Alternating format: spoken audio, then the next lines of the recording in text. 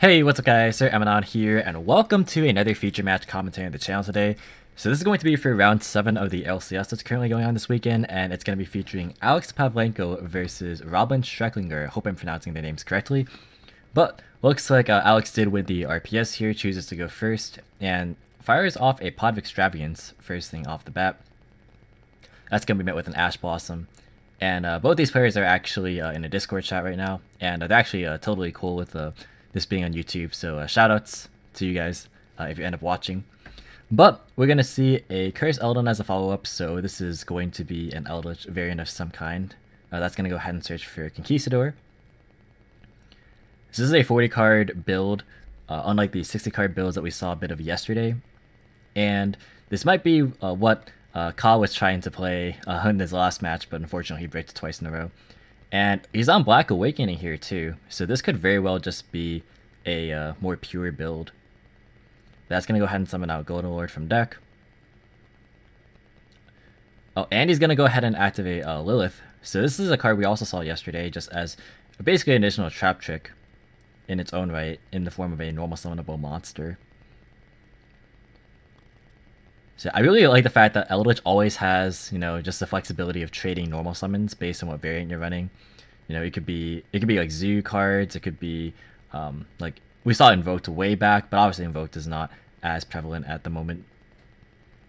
But right now a lot of players are opting for this control heavy silo build where they just play a lot of traps. And that's simply because of the format shifting. Just because, of course, with the absence of combo decks, or the reduction of combo decks I should say, traps become a lot better because you can afford to take the game pretty slowly. Looks like he is going to fetch a copy of Ice Dragon's Prison here.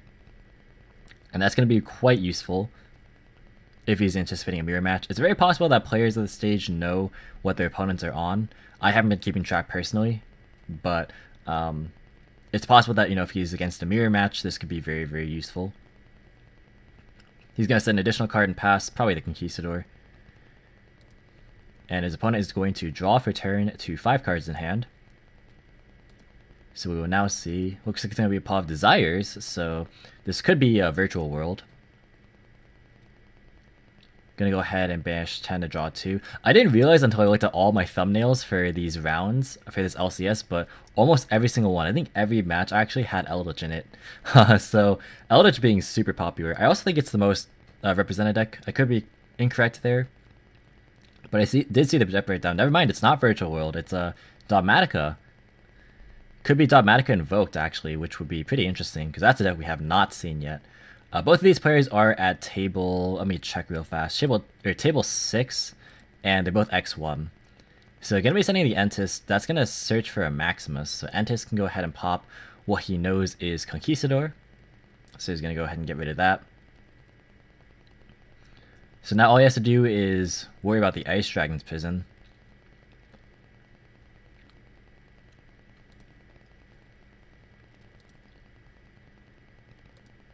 He's going to go ahead and activate the Maximus by banishing the Entis.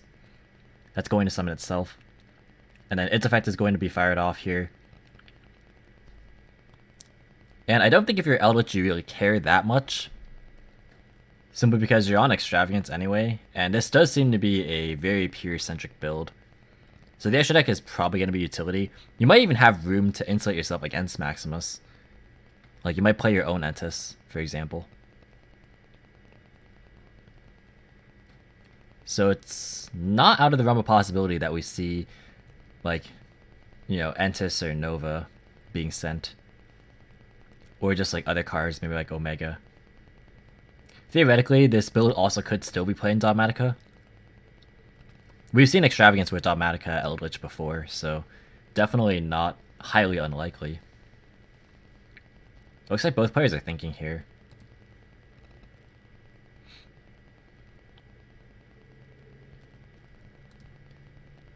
But yeah, this is a lot of value. Obviously, Nadir Servant is really, really potent going second. You can just help crack boards. Yeah, notably, Maximus has to send monsters with different names if you're the one controlling it, but your opponent doesn't actually have to send different names. They can send 2 of the same. So going to be sending away Entis and the Wind Pegasus adding Nister, and then Alex is going to be sending away an Entis and an Omega. So yeah, like I said, just could very well be playing like Dogmatika answers. But this also is nice because now Entis is going to be a little bit awkward here since he sent Wind Pegasus at Ignister. Okay, so the chain should be something like Entis Chainlink 1, Entis Chainlink 2, and then Ice Dragons Chainlink 3.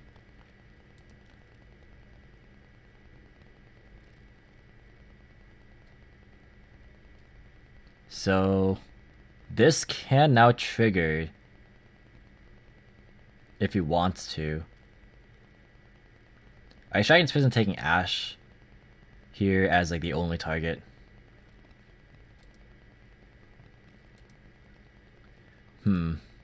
Yeah, so he is going to fire off the Wind Pegasus.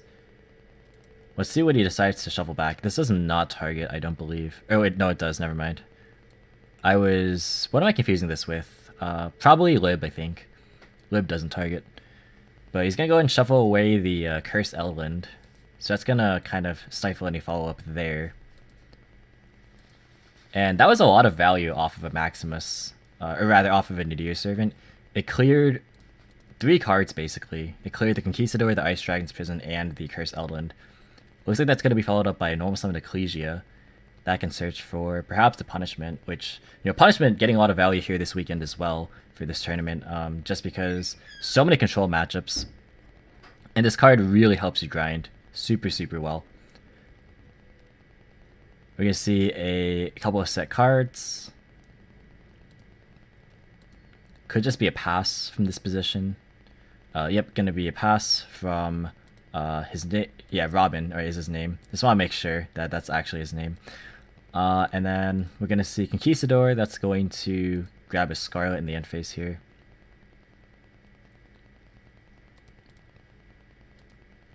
So yeah, a bit of a slower matchup, of course, as is to be expected. So right now we don't see any Eldlich cards from Robin, although I highly doubt it because he's playing Desires. And we're going to see if this Omega is going to be able to shuffle back anything meaningful. Could definitely be relevant at some point. Could also just shuffle back his own resources. Black Awakening going to be banished in his main phase. That's going to set Conquistador. And I can't really say one player is particularly favored at the moment. It seems to be relatively even. Eldlich has the engine going, but so does Dogmatika at the moment, so it's not highly conclusive. Just going to be revealing the Conquistador there to his opponent. And we don't have a ton of other information otherwise. Both players could perhaps be sitting on hand traps. Looks like we're going to be switching the Golden Lord to attack position. That's going to beat over Ecclesia.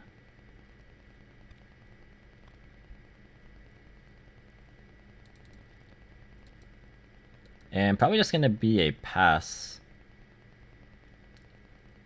We might see a punishment in the end phase. Obviously you don't want to do it in main phase here, because that would just not be very good. Especially if you're targeting Lord. Omega gonna recycle the Entis. So maybe playing around like future Maximuses if these like somehow multiple. Which I guess there could be multiple if like you Omega like if he sends his own Omega and then like recycles it. Just gonna be a pass, so no punishment. Just gonna be holding off on that. Doesn't feel a whole lot of pressure. So we know that Conquistador and Scarlet are set. So I guess it's not really a whole point in clearing Lord because he can just get it back. And not a whole lot would have been accomplished. But as far as back row is concerned, Alex is only really sitting on Conquistador, so it's pretty much... It's looking decent if you're able to play through this with Dogmatika. And it looks like it is actually invoked with the terraforming here. I would at least assume this is going to grab Meltdown. It is. So this is a deck that we just have not seen all weekend. And I'm glad it's finally showing up because this is a deck that definitely did also benefit from the ban list that I feel like not a lot of people were mentioning. But yeah, Conquistador going to pop the Meltdown on activation. Yeah, this is also another very good control deck. Punishment going to be used in response. That's going to target the Lord. He's going to let that go. A little surprising that he chooses not to chain Scarlet in response.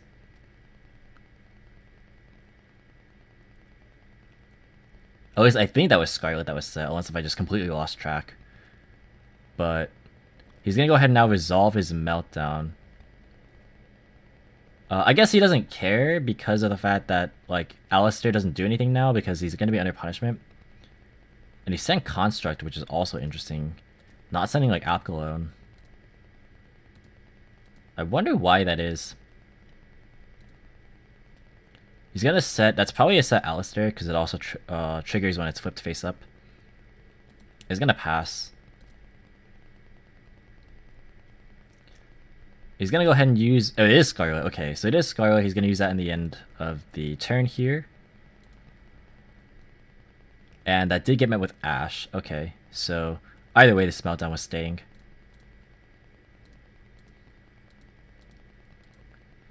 So I still don't think either player is ostensibly favored. Gonna have to wait and see. I am very curious about this... Oh wait, no, it could be... Is Apclone? How much attack is Apclone? I'm gonna look that up real fast. It might be that he couldn't send Apclone. Let's check that out real fast. It is 25. So that is equal to the Golden Lord that was targeted. Yeah, very curious why I didn't send Apclone. Maybe there was a reason for that.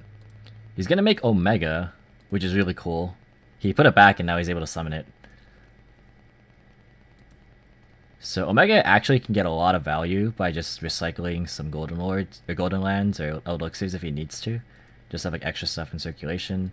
That could be big. He can also start putting my extra deck cards so he can like maybe recycle those later if he really wants to. I doubt it because he's playing Extravagance, but could make a difference. You never know. Looks like Scarlet going to be banished instead of Wakero. And then he's going to get rid of it for a Golden Lord. This puts a lot of pressure on the board. This is, what, 35 plus 28? That is a lot of damage. That's not quite enough for game, but it's close. I think it's 63. Yeah. It's kind of interesting, though, because... Okay, so he does have a set that he can still use. Oh, I didn't notice the summon limit was here. I didn't actually see how that was used. I was kind of paying attention to other things. I think that was while I was looking up the Apclone attack value. So I didn't quite see what happened there. But what I do see is that double Golden Lands are going to set double Scarlets. And it's going to pass from here. He doesn't have a ton of interruption. Like, it's one interruption max. I guess if you count the Omega, but... we'll see.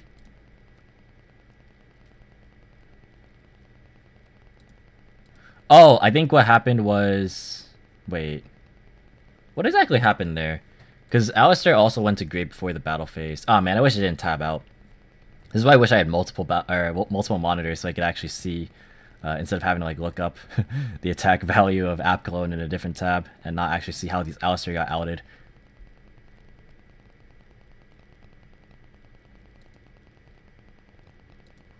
But looks like the Omega did return the Black Awakening to the graveyard.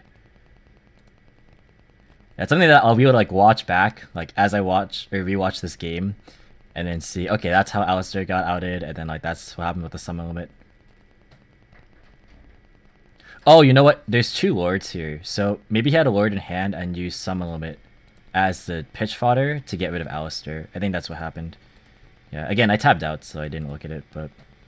So he's gonna grab Invocation. Maybe that was hard drawn. Gonna chain the Scarlet in response. That's gonna summon out the Golden Lord from Graveyard. Unless if there is a response to this. It looks like there isn't. Yeah, Wakero could have been useful here. But then I guess he just wasn't anticipating the hard drawn Invocation, which is fair. So he's gonna be able to summon. Yeah, he's doing this also to avoid just using his Golden Lord for Hcabe. But of course, Robin can just use like his own like Dogmatika cards or Construct. Or Entis, that's also a light monster. So just gonna go ahead and bring out Hcabe. Now Hcabe doesn't really solve the board state here by itself. Oh no, he's going for Algides instead. Okay. So that's going to go ahead and target... we can't see what's being targeted, but something's going to be attempted to... It only destroys the monsters, right? Yeah, he's targeting the back row, but it can only hit monsters.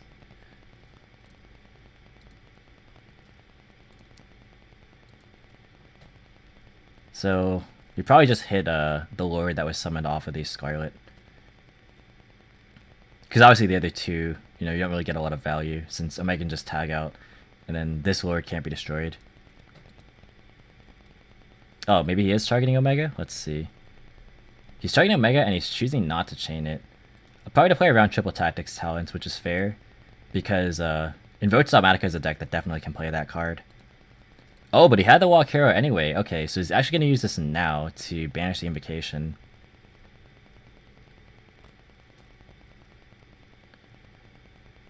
Yeah, so he wasn't able to chain to Algides because of the fact that Meltdown is up. But in a new chain, he's able to use Walk Hero here and then banish the Invocation. So that kind of bypasses that window. And now it looks like Eldlich is in a pretty good position. There's not really any known cards in hand at the moment. There could be just more Dogmatikas. So we'll have to see if he can actually outgrind. It's not looking super great though. This is a once per turn to destroy stuff, so he can't like use this again. With the Walk Hero being summoned. That would be pretty interesting, huh? But yeah, with the Alistair and the Invocation kind of being stranded in the banish zone, gonna be quite hard. And we will now see, okay, Fleur-de-Lis, that's gonna be an additional body. But will that actually be able to solve the overarching problem of the board? Not entirely sure. We know the last set for Eldlich is a Scarlet. So there's actually not really any more disruption to play through if you were on Robin's side. But I don't think Alex is too upset about this either. Battle Phase is going to use Fleur-de-Lis to attack over the Golden Lord. That's going to trigger obviously the Fleur-de-Lis to beat over it. Then the Algides is going to go ahead and beat over the Walk Hero. So yet again, I don't think either player is like super particularly favored. I would generally favor Eldlich here, just because of the grind, but he is out of Scarlets, and he's running low on Golden Lands as well. So he has to be mindful of that.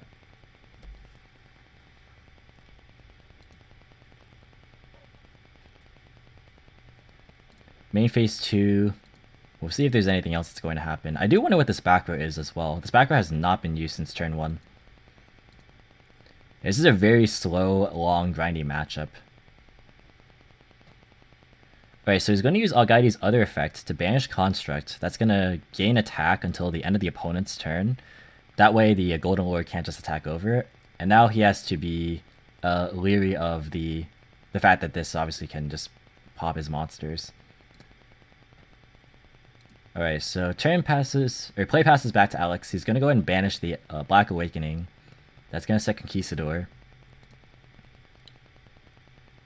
This is actually kind of tough, because now it's hard for Alex to break this board. Because these monsters, like, they aren't imposing in terms of, like, disruption, but they're just big. So, however, Robin is only on 700 life, so it's very possible to try and just eke out a win this way. Now, to be fair, you have to play around like the fact that this can, of course, be a disruption if you play into it. Scarlet gonna banish itself. I think he has one more Walk Hero as well. Yeah, one's banished, one's engraved, so he has a third one in deck. Because this is looking like a pure build. So yeah, gonna go ahead and set it. And I'm not really sure how he's gonna break the board. I would assume that his build plays like the Gustav Max stuff, but getting to it's gonna be hard from this position. Because like we know a Scarlet is set, but the problem is, of course, it locks you into zombies, so it's not like he can go into the Gustav Max afterward. So he is just gonna switch his Golden Lord to defense position. Looking considerably better for Alex here. Play passes back to Robin, he's gonna draw for turn. And now the question is, can Robin actually close out the game? It's almost looking like a stalemate here. Because we know that Alex has Conquistador, he could pop the Algides. And he's a Scarlet to kind of back up what he's doing. He's going to enter battle phase and then go for Fleur-de-Lis. In response to the Fleur-de-Lis effect, which is on attack declaration, he's going to use Conquistador. That's going to pop the Algides. Definitely have to pop it. Even though Fleur-de-Lis is bigger, it's the less threatening monster.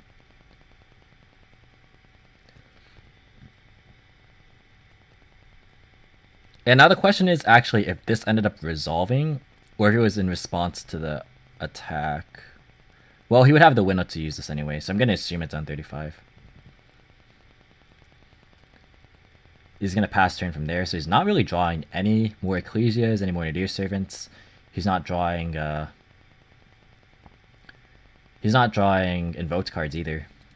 And then end phase, we're going to see Golden Lord being summoned. So this could just straight up threaten game. Yeah, by going Gustav Max straight up. Now, if one of these cards is not an answer, that's just game. And it looks like it is game. Wow, Gustav Max burned for game. How about that? So it looks like it is pure Eldlich and going to be taking game number 1 here.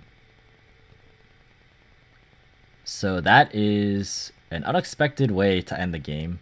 Well, maybe not entirely unexpected because we did mention it, but unexpected in terms of the fact that given how that game was going, we didn't really expect that to end with a burn rather than just a war of attrition. But long grindy games, and that is kind of how this meta seems to be developing, is just very, very slow grindy control matchups. Yeah, I just don't think that many combo decks are very good with the absence of Link Cross. It's really, really fascinating. Like, the options are just so much more limited. And again, we've seen Eldlich in almost every single game this entire weekend. Like, to some degree, whether it's pure or with Dogmatika or with Zoo. Or like the pile builds that we've been observing. Definitely fascinating.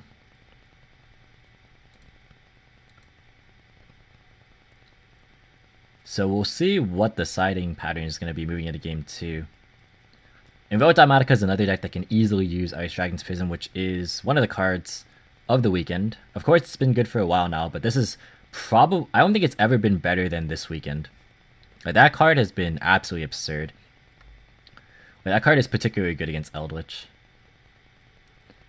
Alright, we're going to go ahead and see Robin go first in game number 2 here. And we'll see what ends up happening. Does he open Dogmatika cards? Does he open Invoked cards? Gonna be normal summoning Alistair, gonna use that effect. Now I will say that even though this card or this deck I do think did benefit from the fact that it's a control oriented format a bit more, and that obviously didn't get hit in the ban list. The thing is that if people are siding Joel, I'm thinking about this because his sleeves are Joel sleeves, but if people are siding Joel for Drytron, then that definitely hurts this deck. Because this deck gets hurt by Joel quite a lot. At least if you're open optimally. But gonna go Secure Guard now and then make Hcabe. Nothing super surprising here.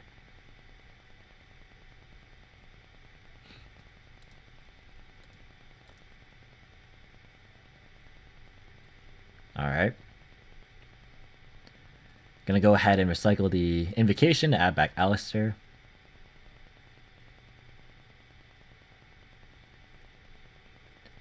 And will we see a follow-up Ecclesia or a Nadir Servant is the question. There's the Ecclesia.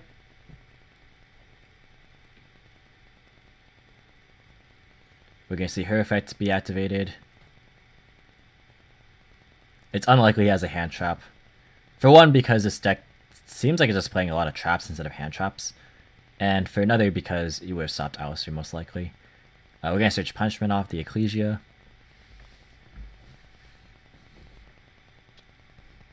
And gonna set and pass. Alright, so I wonder if there's like a multitude of hand traps. We know one of these cards is Alistair. Gonna start with Golden Lord effect. We'll see what that targets. It's gonna target Hcabe.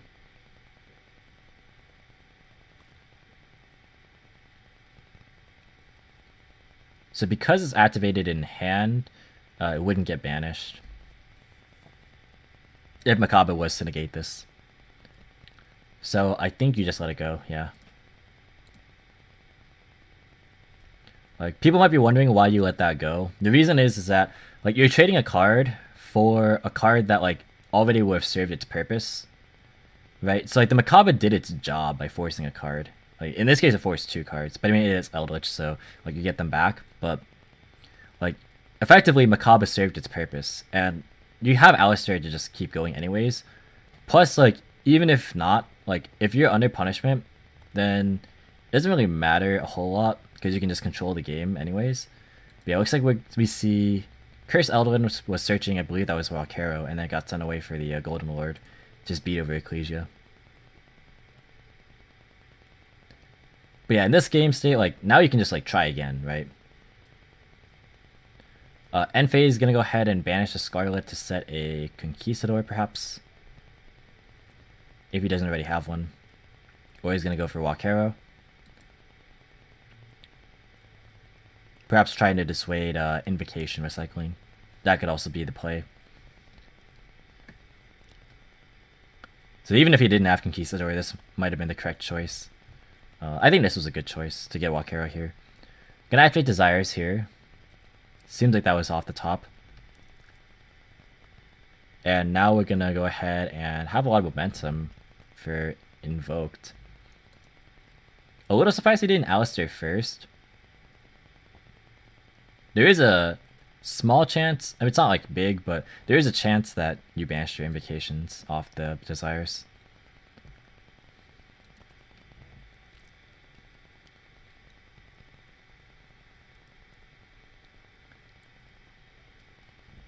Eldlich are going to be in a pretty decent spot, provided this is punishment, and not like a bluffed, I don't know, Lightning Storm. Oh, he banished all of his Invocations, didn't he? Yep, that's why I'm like, I'm surprised he didn't Alistair first. Oh, but he had a mistake anyway. Oh, he plays 3. Okay, that's just bad luck then. Ah, never mind. Alright, I thought he was on like 2 and then banished both. But no, that's just bad luck. Mistake, though, being sighted in, so this is very much pure Eldlich. And yikes. I guess no good Dogmatika cards, huh? Oh, he's playing 2 Fleur-de-Lis as well. Wow, he just drew... Oh my gosh. Double Alistair, double Fleur-de-Lis. Ah, man, that is a rough one. Unfortunate. But yeah, again, this would have been stopped by mistake. And then, I guess like you had to try and use Desires to get somewhere, but yeah, it was not looking good. He had a lot of answers. He did have the Conquistador. But even still, I think stopping the Invocation recycling in theory was good. But yeah, Eldlich just massively far ahead now. I'm assuming that's the punishment, and like that didn't have a great answer to the Golden Lord. Yeah, it would have been just super tough. Like, you had to play from so far behind, and then like you would have tried to like go for Titaniclad off this punishment, but then you would have gotten met with mistake. So like Titaniclad would have to special, but then like your special Ecclesia, she can't search under mistake either. Yeah, mistake shuts down this deck completely. So yeah, very good side option for this particular matchup.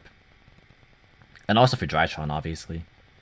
So yeah, it looks like that's going to be a 2-0 victory, it looks like, for Alex here on pure Eldlich.